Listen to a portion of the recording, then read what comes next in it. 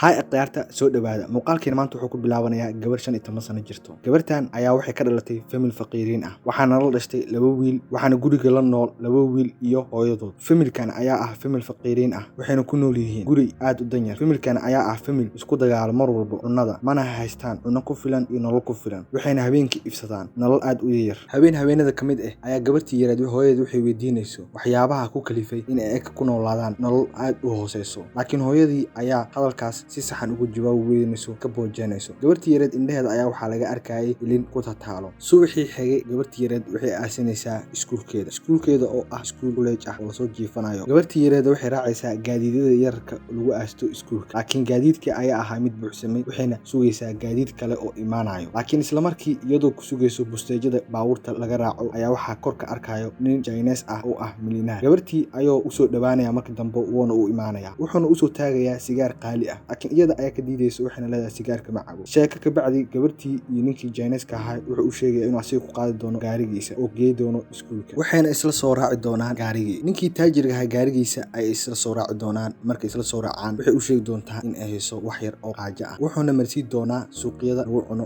cunnadii ayay isla cuni doonaan. Wuxuu soo sii doonaa cunno, kabacdina waxay isku luga doonaan suuqa, kadib wuxuu ku soo noqon doonaa gaarigooda. Sheeko ayaa dhexmari doonto, wuxuuna weydii doonaa iskuulka wuxuu yahay. Wuxuu u sheegaysaa iskuulka inuu yahay iskuul la seexanayo oo ah college. Wuxuu weydiinayaa da'da ay jirto, waxayna u sheegaysaa inay jirto 15 sano. Asigana wuxuu ku leeyahay waxaan jiraa 35 sano. Laakiin ninka milyaneerka ah ayaa wuxuu ka helayo gabartan aad u yar, wuxuuna isku dayayaa in uu soo dhawaado asiga iyada, laakiin iyada ayaa ah mid aan ka diideynin soo dhawaashaha. Ugu dambeyntii wuxuu keenayaa iskuulkii. Markuu iskuulka keeno wuxuu ka daawanayaa muraayadda. Waxay galaysaa iskuulka. Markay iskuulka gasho waxay u sheegaysaa saaxiibadeeda khaaska. Saaxiibadeeda ayay waxay ku dhigi doontaa waxa soo bartay nin milyaneer ah oo Chinese. Saaxiibadeeda Haalan waxay u sheegi doontaa inay hadda maqlayaan ardayda, laakiin cabada marka la jiifto ee wax walba u sheegan. Isla markii waa la jiifanayaa, waxayna Haalan iyo gabartii yareed isla joogaan qolkooda. Haalan ayaa waxay kula talinayso gabartii yareed in ninkaas uu yahay in lacag haysto ayna ka qaadato lacagtiisa oo dhan. Subaxii ku xigay ninkii milyaneerka ahaa wuxuu ku sugayaa iyada banaan, laakiin waxay u soo bixaysaa banaanka waxayna ka dhunkanaysaa muraayadda gaariga. Kabacdina waxay u cararaysaa iskuulkeeda inta laga xirin albaab. Isla maalintii ku xigtay saacadii kale ayay waxay ka soo fiirinaysaa ninkii inuu joogo meesha, laakiin ma ahan mid joogo asiga maanta. Subaxii Arbacada ayuu ninkii milyaneerka ahaa mar kale u imaanayaa gabartii yareed. Markuu u imaado gabartii yareed waxay u wadi doonaa gurigiisa gabartii yareed, wuxuuna saari doonaa gaarigiisa ahaa qaaliga. Waxaa kor ka daawanayso saaxiibadeeda Haalan, wuxuuna ninkii Chinese-ka ahaa u soo wadi doonaa gabartii yareed gurigiisa. Ninkii Chinese-ka ahaa wuxuu keenayaa gurigiisa. Markuu keeno gurigiisa gabartii yareed waxay la yaabi doontaa gurigiisa, laakiin gabartii yareed wuxuu ku leeyahay iga raali noqo, adigoo aad u daayar ayaa maanta waxa soo raacday kaliya gurigeeda. Laakiin gabartii yareed waxa ayaa dhehayso waa iska caan. Wuxuu ka yaabi doonaa hadalkeeda, wuxuuna weydiin doonaa su'aal ah wiliga alaha nin ma u soo raacday guri kaliya. Laakiin gabartii Chinese-ka ayaa dhihi doonto maya, adiga ka hor wiligay uma soo raacay. Ninkii Chinese-ka ahaa ee wuxuu u sheegi doonaa gabartii yareed inuu ka helo asiga oona jeclaa, iyadana waxayna u sheegi doontaa inay sidoo kale ay tahay. Ugu dambeyntii waxaa meesha ka dhici doono sheeko yaab leh. Ninkii ayaa gabartii yareed wuxuu u sameyn doonaa wax aan aqligaada gelin, laakiin ninkii Chinese-ka ahaa milyaneerka ahaa wuxuu soo xasuusan doonaa inay gabarta yar tahay markuu gabartii ku sameeyay wixii, laakiin iyada ayaa u sheegi doonto inay u baahan tahay mar kale in wixii camal ay sameeyaan. Sheekadii ayay waxay kasii wada doonaan